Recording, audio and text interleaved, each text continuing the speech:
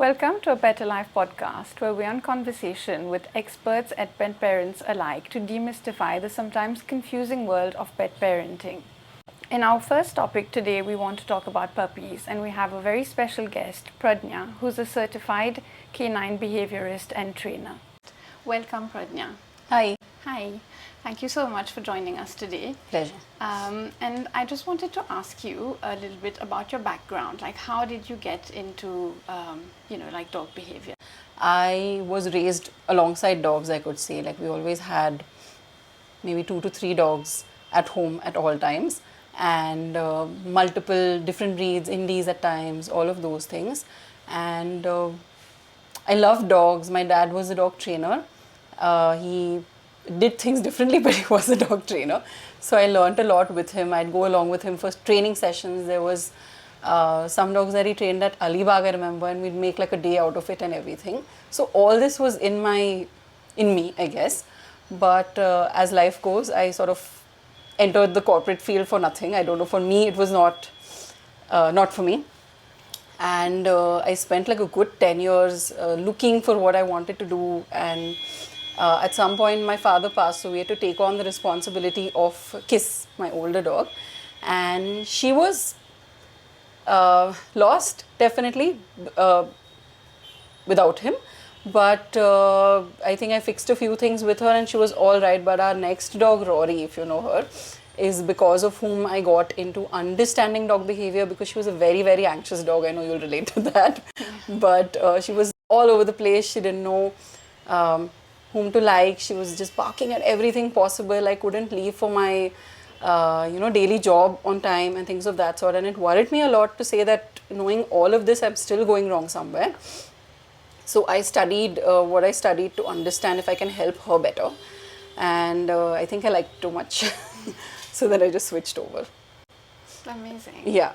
So the next question I had was, before you get a puppy home, there's so many things you need to be prepared for. Like, I remember when I finally decided to get a puppy, it took me a long time. I was in my early 30s when I finally got Leo. Yeah. So what does one need to kind of prepare for, to kind of be ready? A lot. Although everyone thinks it's easy and everyone's excited about bringing a puppy home, I think at some point we're going to talk about, you were asking me earlier about which puppy to bring home, but after all of that is done, you sort of have to prep your life for the next, let's say your puppy is maybe 2.5 months old, it would be for the next year and a half, I would say, to be dedicated to raising a puppy. Similar to, not exactly the same, but similar to raising a baby, but in the sense of lots of preparation. So the first step actually is preparing your house and your family for it, or whoever you live with for that matter, like your house for it and your home for it. Proofing is one of the bigger things that you need to do. What that means is puppies will be at a certain height and size when they come, but their brains are not that tiny. So they'll try to reach out to everything, and because they're at that exploratory stage, they're sort of going to reach out and test and taste, like you've seen, everything. And then we freak out and then we start snatching from them. And that's where we give rise to behaviors that we don't need. Yeah. So in the beginning, if you proof or you make like a section of the house for the puppy, literally like we do for babies, like a nursery and all of that. Yeah. So there are tools today available to, like a playpen, baby gate, a crate. I'm very much for these in the sense of teaching structure, teaching isolation without hating it, making sure the puppy is not putting things in their mouth that they're not supposed to have. All of this matters, and you don't get there after you get the puppy. It's easier to just do this.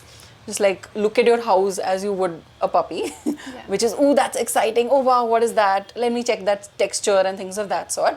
So, of course, making a list of what you need, but also checking that your house is safe for puppies. So, in terms of what you need, of course, it's food bowl, water bowl, the absolute basics. But you need a little bit of textures to chew on. That would be the most important. You don't need to invest in all sorts of toys, a few toys that are bought, a few things that are at home. But more than that, you do all of this so that your furniture is saved.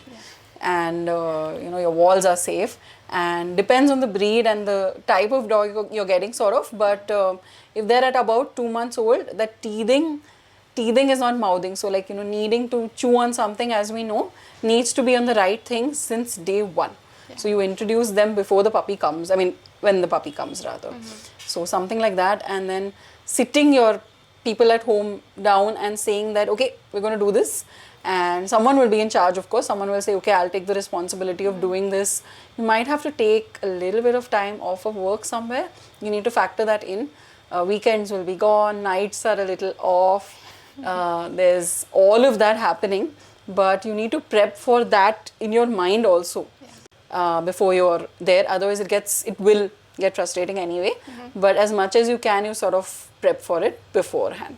Yeah. That makes so much sense. Yeah. I think I wasn't ready, so all my furniture is chewed. It happens. It's happened to all of us. It's okay. So would you say, like, breed-wise, is it essential for us to pick dogs that are suited to our lifestyle, like prior to getting a puppy, Very much. how it needs to match your lifestyle? Absolutely. There is everything that you said right now makes sense, and unfortunately very few people think about it like that.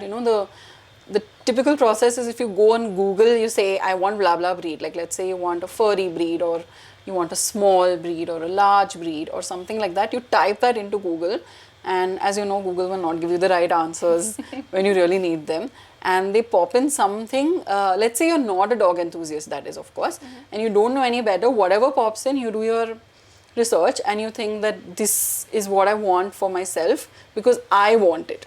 You want it, sure, whatever you want, like the bigger, larger breeds, I would say it's all dogs need their level of exercise and stimulation and all of that, but the larger ones need a lifetime of structure and making their lives whole and all of that, so that there's no destruction and problem behaviors, as we call them.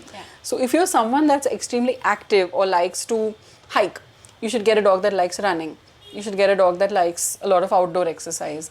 If you're someone that's a bit of a couch potato, you look for those options, and a behaviorist would help you with all of this genuinely. But you're sort of looking at a match in personality and how much time you can give to the dog, to the puppy, and then to the dog, because there's the puppy phase, then there's a teenage, and then there's adult. So you have to sort of factor in everything and say, okay, at adult time, can I make time enough to give this dog what it needs, and will it interfere in my life? If it's not a match, for example, if I'm a couch potato and get like a Dalmatian that's very high energy, they're not going to be happy probably, because at some point, you'll do it excitedly in the beginning, but at some point you just say, no, life took over, work took over, whatever else took over, and then you just didn't have, someone has kids, those responsibilities took over, and that poor dog is then just saying, I don't know what to do anymore in the day, and then they start looking for all the negative behaviors, which is not thought through. This normally pops up in the teenage, and then if it's not addressed, it just goes on forever, and then you say, I don't know why I did this to myself. So instead of that, if you work backwards to see how much time in the day you can give, what resources you can allocate, money also, like it is what it is to, it's not cheap. It's a lot of resources to raise a dog and maintain happiness to have that dog as a companion in your house. So how much can you do, and then accordingly choose. Absolutely, that makes so much sense. I think people should definitely consult a professional prior to getting a dog, as opposed to just consulting Google. Never, not for this one at least. Okay, so when you get a puppy home initially, like, it is quite overwhelming, right? Because you need to get used to that routine. When you have a puppy, they're very energetic. What sort of a routine are you sort of pet parents meant to expect, like when you bring your puppy home initially, You should expect chaos firstly. And I'm not joking. I just, my dog puppy just turned 1, so I can tell you my first-hand experience also. They humble you so much. I mean, whatever you think you knew, or even if you have a trainer on board, sometimes you're just overwhelmed. Why overwhelmed? It does take up your day in the beginning, and what you can expect in the day is a lot of peeing and pooping all over, and you have to just basically house train them, potty train them properly, so that you don't have that problem lingering for a very long time. They're fed multiple times a day. Which reminds me, can you tell me a little bit about the nutrition of puppies that could set their, maybe the first couple of years right so that their lives are healthier later on? Because I struggled with that a lot with my earlier dog. No, absolutely. So I think initially when you get your dog, most people are getting dogs from breeders and stuff like that. So your dog is coming to you at a fairly young age, and there's a lot of change happening at that time, right? Because they're leaving their mum and their siblings. So when they first come to you, you don't want to change too much. So you want to ensure you're following what the breeder does. Typically, at about 2.5, 3 months, a pup comes to you. At that age, you need to ensure you're feeding them frequently enough because they are growing very rapidly, and so they need to be fed small quantities very frequently. So you're looking initially at maybe feeding them 5 times a day. And then tapering that down to about 4 times, maybe once they hit 4 months. And then, there are a lot of people who want to fresh feed. I would say, if you're trying to do that, it's a little bit trickier because you need to balance out the nutrition. You need to ensure you're feeding enough so that you're matching the growth rate of the dog and all of that. Do contact a professional if it comes to that because you don't want to make any mistakes there. I would say for sure do that. And stay away from giving stuff like milk. A lot of people think, that Cerelac even. Yeah, Cerelac, milk, those are all things that people think puppies should be having, but it's actually not species appropriate. So avoid those things. You're better off starting off with whatever dog food was given, by the breeder, and then eventually, I'm very pro feeding. So yes, do start fresh feeding. Yes. As soon as possible. It helps with overall immunity. And just giving them a more diverse range of foods, and fresh foods are more bioavailable, but ensure it's done properly. That's what everyone insists on, that it should be balanced in the beginning, but more than that, enough so that, just like you said, it sustains their nutrition for the next couple of years, because we struggled a lot with that with our previous dog, Rory. Like she had a rough first 1.5 year, and everything onwards was difficult.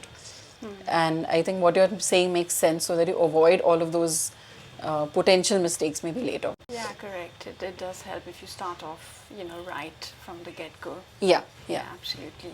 That makes sense. So can you tell me how important it is for a puppy to actually have a schedule? To have a schedule is very important. What they need is structure in the day. And a lot of pet parents think that trial and error sort of works, or what works for the dog or puppy works. But essentially what they need is a proper fixed playtime. They need, of course, fixed meal times. They need interaction that is, let's call it, it's understood to say that, okay, this is what I need to do when I have time around my pet parent. Where they don't get the chance to do a lot of that nibbling, biting, mouthing, whatever kind of behaviors. Those are normally because they have access to everything all the time. Let's say they have access to the whole house also, they'll sort of not figure it out. So like we were discussing earlier, you give them a certain space. Similarly, you give them structure in their lives also, to say that this is your playtime, we indulge at this point, maybe before a meal, after a meal, something like that. Let's say you start walks early, you'll say walks are fixed at that time also. So schedule is actually very important, because all of the unmanageable behaviors, if you think about it, are because they don't know what to do. As puppies, at least. I think something that a lot of pet parents struggle with puppies, like in an urban setting, how we live in apartments, right? We don't have access to a garden that the puppy can go out into, prior being fully vaccinated. So these puppies actually indoor for a good, 2 months after you get them, and it becomes really hard to manage that energy. Like I remember when I had my pup, I would wake up pretty much, it would happen a couple of times a week where I'd be nicely sleeping, and the next thing I know, he's chewed through my blanket and there's fluff everywhere, So how do you deal with this kind of behavior?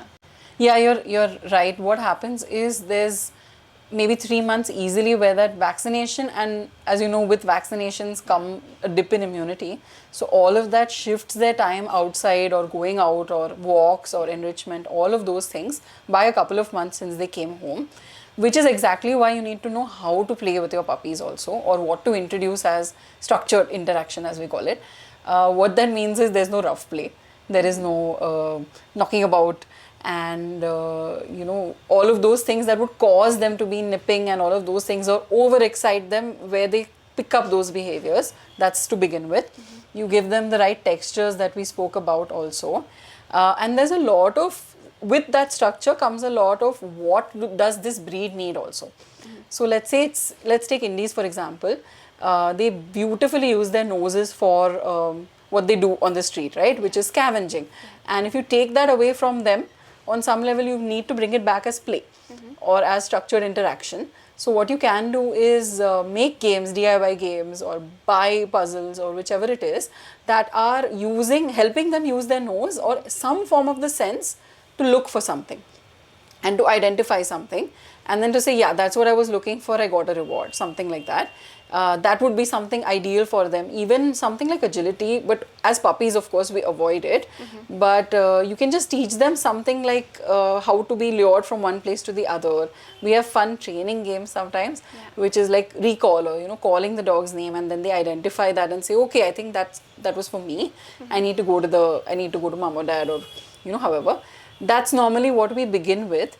There's a lot of ways that you can use food as games for your dog if they like that, let's call it. Then you can use toys for good. There are multiple ways you can use toys, of course, not just the usual fetch.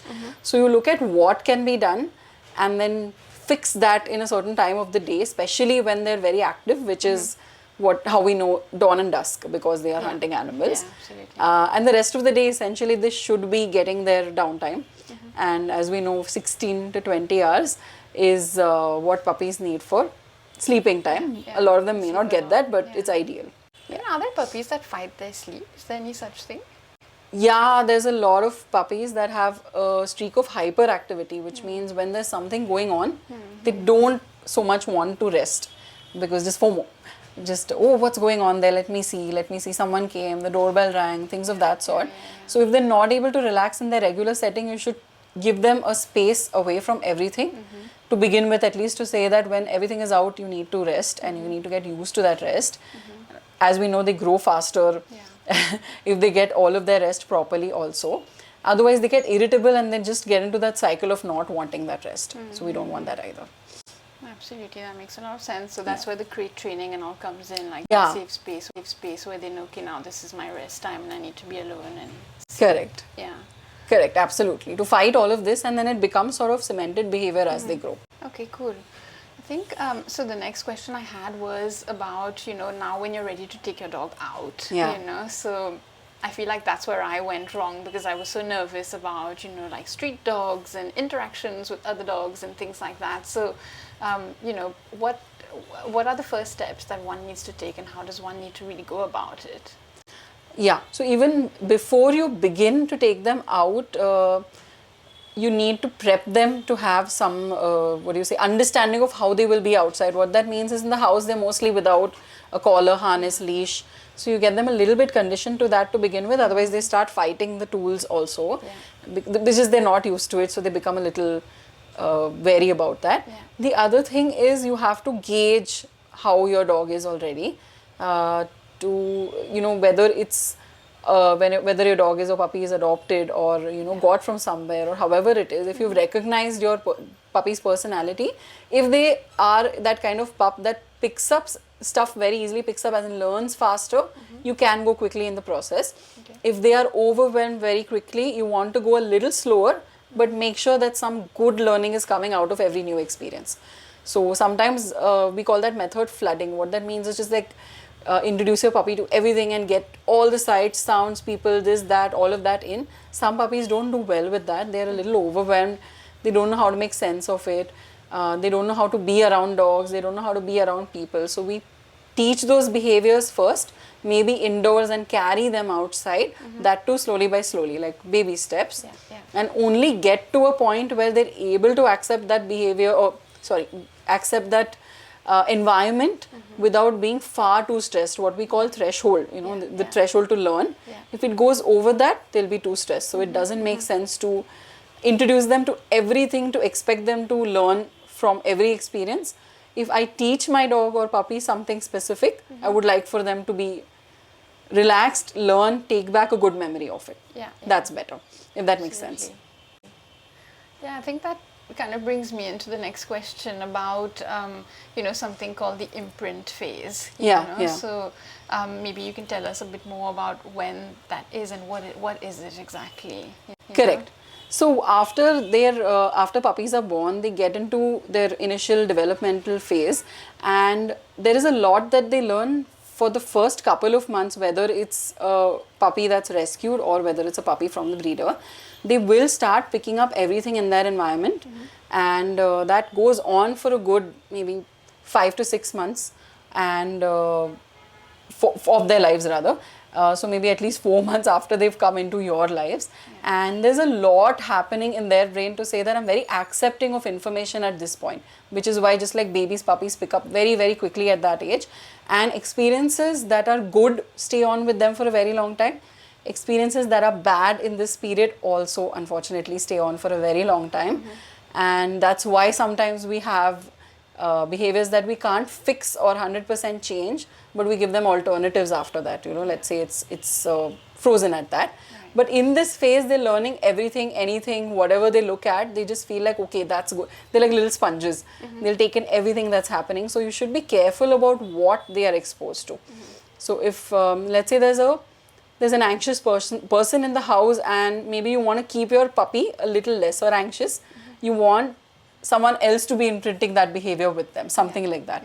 Something as small as that. Let's say you have another dog in the house that's very scared of the doorbell. Unfortunately, your puppy is going to pick that up very quickly. Scared as in barking at the doorbell. So what you might want to do is have your puppy not hear or see that, cement that behavior, and then bring the two dogs together. Absolutely. I think a lot of people don't know about this. Like, I learned about it myself when I had my puppy, because I was doing a lot of digging about why is he so anxious and stuff like that. And then I remember speaking to a behaviorist, and they mentioned the imprint phase, and I was like, oh shucks, I hope I didn't, scar him in any way during those initial, that initial phase. But it's good for people who are just getting new puppies to know about this, so then at least you're aware of it, and you can, as much as possible try and condition the dog to be better. So the next thing is possibly socialization. So once a dog's ready to go out, I think they need to learn how to socialize with their kind and with humans alike. So how would one really go about that? So when it comes to socialization, that word also is a little misconstrued. What socialization essentially means in dog behavior is acclimatizing to the environment, or what you're exposed to, what the puppy is exposed to, going to be exposed to as an adult dog. So just like you said, dogs and humans, environment, smells, sights, sounds, all of this comes under socializing a dog as such within that first phase that we were talking about. But within that, if you're specifically looking at how they will be or how they are around new people and new dogs or dogs in general, there is a way that you introduce these experiences also. So let's say I have a very over-friendly dog, he loves meeting people, he loves meeting dogs also. You can see where that possibly could go wrong, although that sounds excellent. You might see that jumping on people and misbehaving with dogs might be one of the problems that you face initially. So you should teach accordingly. So if I'm socializing that dog, I'll have a different plan for that dog. What that would mean is maybe I'll teach him manners first in and around people, in and around dogs. And if I have to, I would insist on teaching distance from dogs. What that means is, or rather why that is in our city, if you see, most of our walks either happen in basements in bigger buildings, in gated communities, and if it's just an independent building, it would mostly be on the street where you're already seeing multiple dogs. So let's envision that for our puppy a few months later. So what I would want my puppy to do is walk past the dogs and not be bothered by them, versus obsess over every dog, and that obsession sometimes does tip over to aggression without us even realizing. And we call that dog interest. Too much dog interest could tip over into aggression, especially during that teenage. So what I would actually teach this dog is, you don't worry, there is a dog there, but guess what, I'm funner. So you leave that alone. We'll keep walking. I'll carry something that's motivating. I'll be motivating myself to say, hey, this is a fun walk. It's not a walk across the street and everything in and around me is more fun. So I would teach my dog that since the day that they would start walking downstairs. Even simulate it at home if I can. But if I can't, this is the way to go. You don't need dogs, meeting dogs, and sniffing them out or obsessing over them and overexposing them to dogs to know better about dogs. You just need them to know how to be if you see a dog, smell a dog. If you're at the vet's office and you don't know what to do when you're like 5 feet from a dog, that's mostly what you need to teach. Even with people, let's say I have a very anxious dog also, for example, and is not very fond of people currently, I might expose the people that he or she would be comfortable with to begin with and slowly take it from there. If it is a dog that's again over friendly, I would teach manners, to not jump, to not greet, because as a puppy it all looks cute, but once they grow up, all of that becomes a little more complicated. So that behavior is very important. Makes a lot of sense. Thank you for that. I think the next thing possibly is the teenage phase. So, like when does that actually happen and what do we need to expect like once a puppy hits that teenage phase? For every breed, the teenage phase is a little different. Let's take the larger breeds, for example, and the Indies, we'll take both. So for the larger breeds, the teenage kicks in at about 8 or 9 months. And it goes on until their physical maturity is fully attained. So that's maybe a good 1.5 up to 1.5 year of age for them, or for some even 2. And for the giant breeds even more. Let's say for mid-sized Indies, it may be a little lesser, so like 7 months of age or 6.5 months of age, and similarly all the way to 1.5 year of age. That's the phase where their bodies start changing, the hormones are still adjusting, they're all over the place. Because of that, they sort of can't make sense of everything the way they were in the puppy phase. So you might say in that phase, and you might hear this from a lot of pet parents, they'll say that I trained my dog so well, I took them through the puppy phase so nicely and so in such a structured manner, and after that suddenly one day my puppy woke up and was like a devil. And if you've seen that crazy meme about the dinosaur, I think it says what, 0 to 8 months puppy, then it says dinosaur all the way to 2 years, and then it's adult dog. It's exactly what it is. Destruction, barking, obsessing over dogs, which goes into aggression. General behaviors where they feel like, oh, I can try, I can take chances. Or in general, exploratory behaviors generally happen during the teenage because it's changes in hormones. And then it just depends on how we treat that scenario, how quickly we want to fix that behavior or address it. But what we can't do is let things be and say that age will fix it. There is no such thing. It will then become a permanent behavior if we leave it at that. So let's say it's barking, it might be because my dog is scared of something, or my dog is just frustrated. My dog just like wants something immediately, and then is barking for that, just give me food or give me that toy right away. So we teach a little extra patience. But more than anything, through that phase, whatever you have already taught your dog in the puppy phase, you just keep repeating that. A little stronger. Stronger in the sense you repeat it more often, something like that, but you continue the same thing and you will get through okay. So reinforce the training. Reinforce the training, absolutely. Awesome. Thank you so much. That was so insightful. I think our viewers, after listening to this, will be equipped with all the information they need before they get a new puppy, or if they're struggling with little things, this gives them a lot of little hacks to fix those. So thank you. Thank you. I think to summarize, what I would say is, if you're getting a pet home, it does really pay off to think about how you want to raise them, which pet you'd like in your lives, and how much time you can give, and plan it better, do your research, talk to a professional, do everything right so that you get the rest of the, say, 10-15 years for a dog especially right after that. Thank you so much, guys, for listening. And if you'd like to get in touch with Pradnya, you can find her on Instagram. The link will be given below, and you can also follow us for more such content on A Better Life. Thank you.